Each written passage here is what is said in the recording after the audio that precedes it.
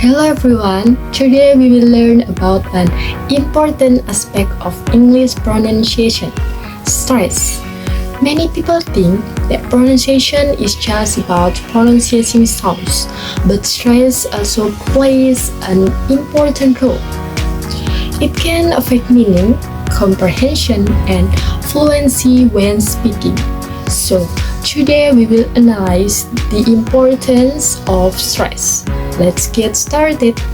So, what is stress? Stress is the emphasis placed on a syllable or word. This makes the syllable louder, longer, more pitched, or clearer than the others. Think of stress as when you sing a note. There is one note that is given more stress. That is the stress. Why is stress important? Why is stress important? It can differentiate the meaning of a word, especially when the spelling is the same but the stress is different. It gives a sentence a more natural and understandable feel.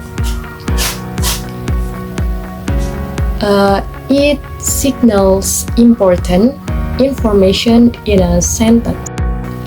So let's look at some examples of word stress. Record, record. Present, present. Address, address. Conflict, conflict. Permit, permit. Contrast, contrast. Object, object. Subject, subject. Contest, contest. Let's practice together. Record, record. Present, present. Address, address. Conflict, conflict. Permit, permit. Contrast, contrast. Object, object. Subject, subject. Contest, contest. For nouns, the stress is on the first syllable, while for verbs it is on the last syllable. This shows that the difference in stress can change the meaning of a word. In addition to word stress, there is also something called sentence stress. This occurs when some words are given more stress, according to the meaning of the sentence. Generally, the stressed words are words that have important meanings. Nouns, verbs, adjectives, and adverbs, while function words, conjunctions, articles, and etc. are given weaker stress. Let's watch the next video about sentence stress examples. Why is it so hard to accept that I was doing better? Why is it so hard to accept that I deserve that job? Why can't that just be okay? Why does everything have to depend on whether you make it to number one? No, you're a fucking coward. You're a fucking coward, Luke, and I'm a fucking idiot for trying to save you from yourself!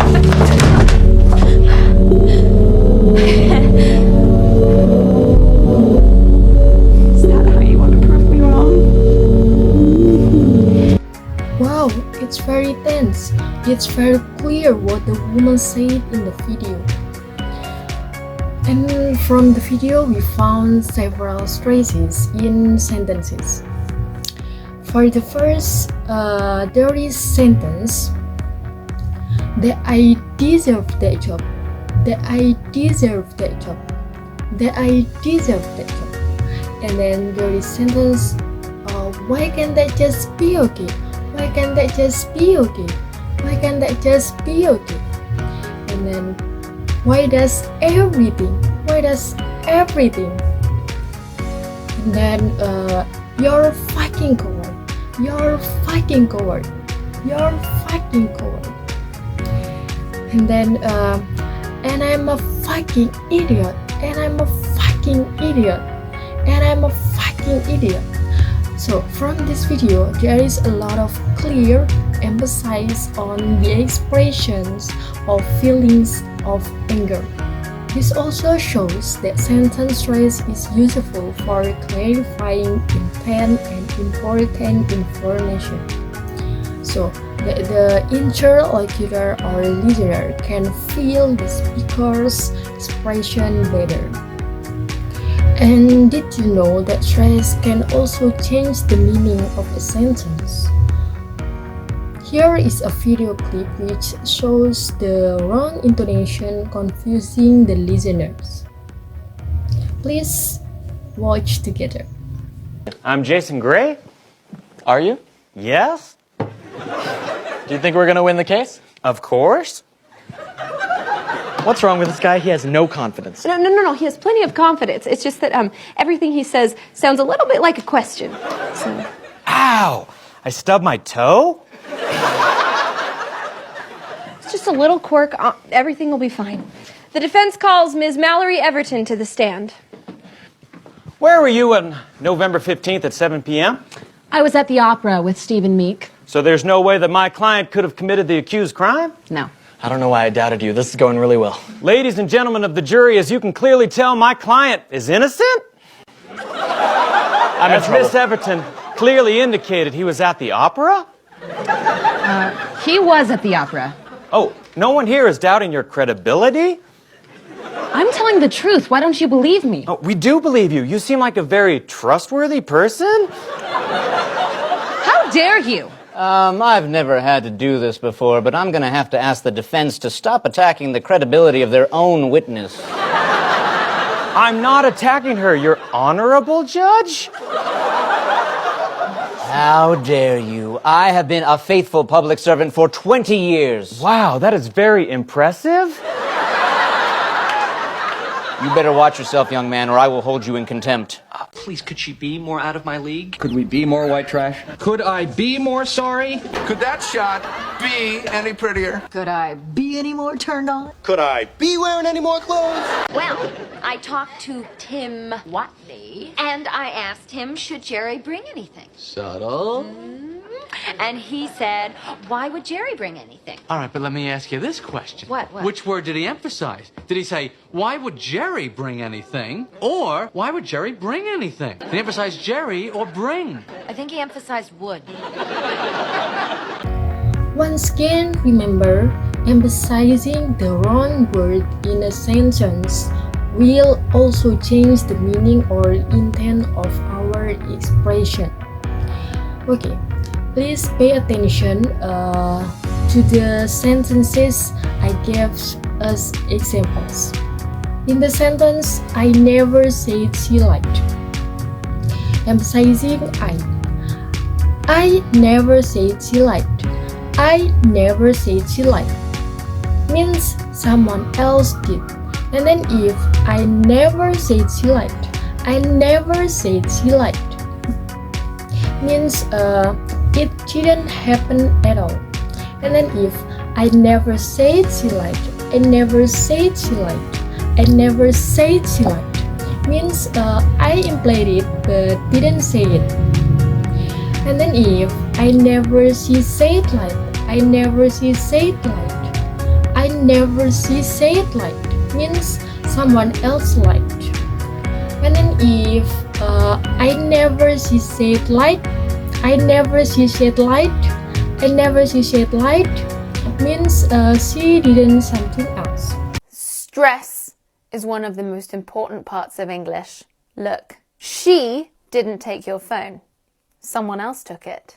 She didn't take your phone. She is not responsible. I'm emphasizing it wasn't her. She didn't take your phone. She borrowed it for a bit. She didn't take your phone. She took someone else's phone.